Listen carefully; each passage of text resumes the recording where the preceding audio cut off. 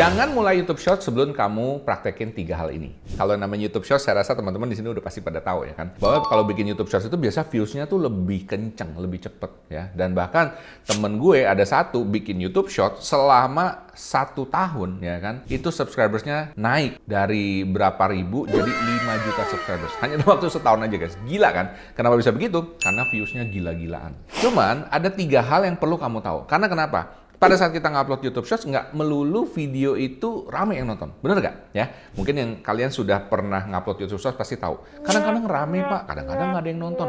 Atau bahkan banyak juga teman-teman di sini yang udah ngupload sering, ya kan? Tapi nggak ada yang nonton.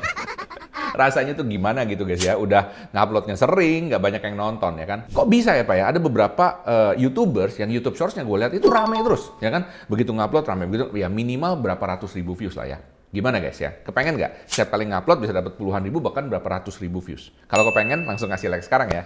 Nah, kenapa? Karena hari ini gue akan share tentang apa sih yang perlu kamu lakukan ketika kamu bikin YouTube Shorts supaya bisa konsisten lebih rame. Dan ini berdasarkan pengalaman gue menganalisa banyak sekali channel-channel YouTube, terutama channel YouTube Shorts yang rame ya. Dan kayaknya mereka cuma ngelakuin 3 hal ini deh. Dan ini 3 hal ini yang ngebedain ketika lo ngupload bisa lebih konsisten ramenya, atau mungkin kadang-kadang rame, kadang-kadang enggak, atau bahkan nggak rame sama sekali. Alright, yang mau YouTube Shorts-nya rame langsung kasih like sekarang ya. Soalnya nanti kalau video ini bisa dapat 500 likes, gue akan bagi-bagi 1 tiket webinar gratis ke acara TikTok Content Revolution. Maksudnya kok TikTok, Pak? Yes, karena TikTok itu iya sama-sama video pendek. Dan ini ilmunya bisa dipakai juga buat YouTube Shorts ataupun juga Instagram Reels ataupun juga Facebook Reels ya. Pokoknya bikin video pendek. Kalau kalian mau ya kan, langsung aja klik like sekarang, kemudian komen video ini kira-kira bisa dapat berapa views dalam waktu 7 hari ke depan. Oke? Jadi kalau misalnya nanti tebakan yang paling benar, kamu bakal menang. Oke? Dan akan kita umumkan di WA komunitas Teknobi di sini. Ya, oke, langsung aja di komen di situ guys, dan nanti kamu lihat pemenangnya di WA komunitas ya. Oke, buat kalian yang udah mulai ngupload YouTube Shorts, terutama buat pemula ya, saran gue adalah perhatikan 3 hal ini. Nah, yang pertama ini penting banget guys ya, kamu bikin thumbnail YouTube Shorts. Loh Pak, YouTube Shorts kan nggak bisa upload thumbnail Pak. Nah, ini dia, ini ada triknya ya guys ya. Jadi apa sih ngebedain TikTok sama YouTube Shorts ya, atau Instagram Reels sama YouTube Shorts adalah ini guys ya. Kalau di TikTok itu orang nggak terlalu peduli thumbnail, karena jarang sekali orang di TikTok itu udah ngelihat satu video, dia masuk ke channel kamu terus dia pilih-pilih, jarang ya kan? Ada sih, tapi nggak terlalu banyak. Bedanya kalau di YouTube biasanya orang itu udah terbiasa flow-nya itu adalah dia search dulu. Kenapa? Karena YouTube itu adalah search engine nomor 2 di dunia sesudah Google. Ya, jadi orang kebiasaan ke YouTube itu search dulu, nyari gitu ya. Jadi nggak terbiasa dengan FYP. Kalau misalnya di TikTok ya rata-rata orang FYP, lihat apa yang disajikan ya kan, meskipun sekarang ya udah mulai berubah sih YouTube, kalau kita masuk dari apps juga biasanya langsung FYP ya YouTube Shorts. Cuman tetap aja masih banyak orang yang search. Kalau pada saat kamu search, kamu akan melihat ada pilihannya. Contoh kayak gini, gue pilih kuliner Jakarta ya kan, gue cari kuliner Jakarta, nanti di bawah tuh ada banyak. Nah, pada saat orang pada saat orang melihat pilihan ini kan mau nggak mau melihat thumbnail. Nah, pertanyaannya sekarang, Pak, gimana caranya ngupload thumbnail di YouTube Shorts? Caranya sebenarnya kita nggak ngupload thumbnail. Caranya simple guys ya. Jadi caranya yang pertama adalah kamu bikin dulu foto thumbnail video shortsmu. Dan kemudian pada saat kamu ngedit, kamu taruh aja di depan. Paling depan ya, taruh 0,5 detik aja. Bapak itu kan nggak kelihatan Pak. Langsung cek gitu kan ya. Setengah detik itu berapa cepet ya? Sek, kayak gitu ya. Setengah detik kayak gitu ya. Nah cuman nanti ketika kamu ngupload, algoritma ini dia kan akan milih tuh. Dia milih kayak apa ya, scene by scene gitu ya, frame by frame. Nah, frame ini nanti akan terbaca oleh algoritma dan itu akan otomatis ditaruh di paling depan. Paham ya guys ya? Jadi sebenarnya malah lebih enak sih ya, nggak perlu milih-milih yang mana terus kamu tulis judulnya dan lain sebagainya, nggak perlu ya. Tinggal kamu desain dulu di awal, kemudian taruh aja di paling depan, taruh setengah detik atau mungkin 0,3 detik, kamu tes sendiri ya. Tapi feeling gua kayaknya setengah detik tuh udah oke ya. Jadi taruh di situ, nanti algoritma akan milih sendiri thumbnail YouTube Shortsmu buat kamu. Gimana? Asik kan? Jadi ini hal selanjutnya yang perlu kamu lakukan pada saat kamu mulai YouTube Shorts, yaitu apa? Buat semacam kayak brand identity daripada channelmu ya. Dan ini terutama sangat ngefek buat kalian itu yang yang jadi edukator ya, misalnya channelnya edukasi atau Anda seorang coach atau misalnya Anda ngomongin bisnis atau promosiin bisnis. Ini penting banget. Kenapa? Kamu perlu bikin satu brand identity untuk channelnya kamu. Brand identity ini sebenarnya gampang-gampang, susah sih, ya kan? Brand identity itu macam-macam, mulai dari visualnya mesti sama, ya kan? Cara ngomongnya mesti sama, semuanya mesti sama. Kemudian next yang paling penting ini guys ya, yang kamu bahas, topik atau kategori yang kamu ambil itu mesti sama. Pak, kalau topik sama tuh maksudnya gimana? Saya nggak boleh ngomong misalnya hari ini ngomong mukbang, terus besok ngomong travel, besok ngomongin motivasi, nggak boleh Pak. Yes, nggak boleh ya. Jadi saran gue adalah kalau kamu mau bikin mukbang, isinya semuanya mukbang. Kalau kamu mau bikin motivasi, semuanya motivasi. Kalau kamu mau bikin tentang apa? Tentang jalan-jalan, makan kuliner, silakan. Itu semua ya. Jadi supaya apa? Supaya si algoritma ini mengenali bahwa channelmu ini specifically kategorinya di mana. Jadi kalau cuma ada satu ya kan, si algoritma ini nggak bisa ngenalin ya kan channelmu ini sebenarnya ngomongin apa. Jadi dia pada saat merekomendasikan orang-orang yang cocok, quote unquote, untuk video-videomu, dia nggak ada gambaran. Jadi akan random dia.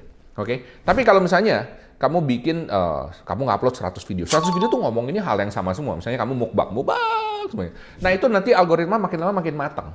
Dia makin tahu nih. Artinya pada saat dia kirim orang, oh ternyata orang-orang ini suka mukbang. Next time lu ngupload video lagi, dia akan ngasih orang-orang seperti itu lagi. Nanti kalau masih ramai lagi, next time dia kasih itu terus. Sama-sama lama-lama makin matang. Sehingga video-videomu ini akan lebih cepat dikenal oleh algoritma. Sehingga pada saat orang nyari kata kunci tertentu, ataupun juga pada saat orang ngelihat video orang lain yang mirip, misalnya seperti itu, video kamu akan mulai direkomendasikan. Bisa paham ya guys ya? Nah, inilah sebabnya pada saat kamu bikin YouTube channel, mau itu shorts maupun long, ya kan, sangat-sangat tabu kalau kamu itu gado-gado. Loh Pak, saya ngelihat ada orang yang channelnya itu isinya berita, kan itu berantakan ya Pak ya, ngomong ini dan itu.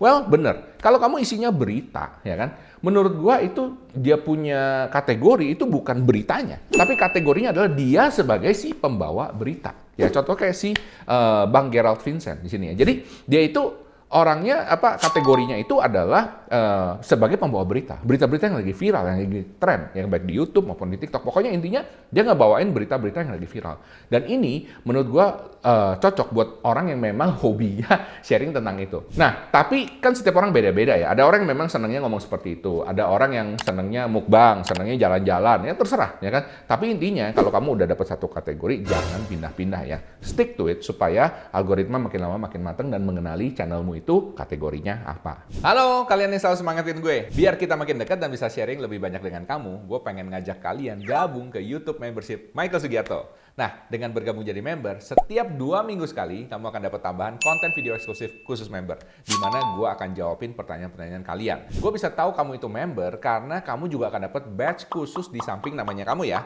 yang mudah dikenali setiap kali kamu komen di video. Jadi kalau mau tanya apapun, langsung di komen aja ya. Dan nanti khusus member level 2, kalian bakal jadi temen ngopi gue. Asik kan? Karena cuma member level 2 aja yang nanti bisa chat dan tanya-tanya langsung di saat gue live nanti. Dan gue juga akan jawab pertanyaan kalian di live langsung. Jadi member level 2 bisa konsultasi tanya-tanya langsung di live gue nanti ya. Oh ya, ini nggak ada paksaan lo ya. Khusus buat kamu yang merasa terbantu dan mau dukung channel ini aja. Dan cara gabungnya gampang banget. Langsung aja klik tombol join dan gabung di sebelah tombol subscribe di bawah ini. Dan nanti tinggal bayar dengan dompet digital yang kalian punya. Gampang kan? Oke, selamat bergabung dan silakan nikmati konten video eksklusif dari YouTube membership Michael Sugiarto. Oke, sekarang kita lanjut yuk. Oke, tips selanjutnya yang menurut gue ini krusial dan penting banget ketika kamu mulai YouTube Shorts adalah straight to the point. Maksudnya apa? Ngomongnya tuh jangan ngalor ngidul guys ya. Jadi di awal ketika kamu bikin video, kamu perlu paham bahwa yang namanya YouTube Shorts ya, itu namanya shorts alias pendek ya. Jadi hitungannya itu cuma detik guys. Oke, hitungan cuma detik. Lu bayangin ya, video yang ramai rata-rata misalnya 30 detik, 30 detik, 35 detik itu sangat-sangat pendek guys ya. Dan dalam waktu yang sangat singkat itu, kamu mesti bisa membuat orang itu stop dan mau nonton videomu. Jadi kalau videomu di awal itu nggak straight to the point, nggak ada konteksnya, orang kurang paham, atau nggak bikin orang kayak kepo, pengen tahu itu tentang apa, ya kamu alon-alon asal kelakon ngejelasinnya kayak gitu ya. Maksudnya, oh Pak, nanti Pak di belakang klimaks, salah. Ya. Orang nggak pengen nonton itu. Jadi orang pengennya tuh straight to the point. Bam! Langsung di awal tuh dia tahu kira-kira dia mau dengerin apa, ataupun juga hook-nya yang bisa bikin dia kepo, ataupun juga yang langsung lebay. Oke? Nah, gua akan kasih contoh. Ini adalah contoh yang salah ya. Lu baca misalnya hook-nya kayak gini ya. Banyak kreator tumbang di YouTube Shorts karena lupa satu hal krusial, struktur cerita mikro. Mau tahu caranya ngeracik opening, midpoint, closing dalam 15 detik? Simak, gue jelasin sekarang. Kedengarannya pendek. Kalau kamu bikin YouTube long, kayak gitu mungkin gak ada masalah. Lu bikin YouTube Shorts, orang langsung skip, karena mungkin ngomongnya kepanjangan. Mendingan lu ngomong kayak gini. Banyak yang gagal di YouTube Shorts karena skip satu hal yang gampang ini. Penasaran gak lu? Ya kan? Itu lebih pendek, satu satu kalimat aja, ya kan? Nggak perlu ngejelasin kepanjangan, ya kan? Tapi cukup bikin orang kepo dan bikin orang stay pengen nonton. Bisa paham, guys? Oke.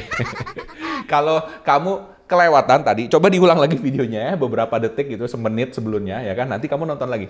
Ya kan? Nah, di situ nanti kamu bisa paham. Nah, itulah 3 hal yang perlu kamu ketahui sebelum kamu mulai YouTube Shorts. Dan gue yakin tips ini akan sangat kepake banget, terutama buat kalian yang pemula. Kalau kalian pengen belajar lebih banyak lagi, kalian bisa dengerin gue nyerocos ya kan selama 2,5 jam sampai 3 jam ya kan di webinar ini. TikTok Content Revolution gue adakan setiap 2 bulan sekali. Dan khusus untuk subscribersnya Mike Sugiarto, gue ada sediain kupon khusus buat kalian biar dapat harga yang spesial juga. Kalau mau langsung aja klik linknya di deskripsi dan masukin kupon ini ya.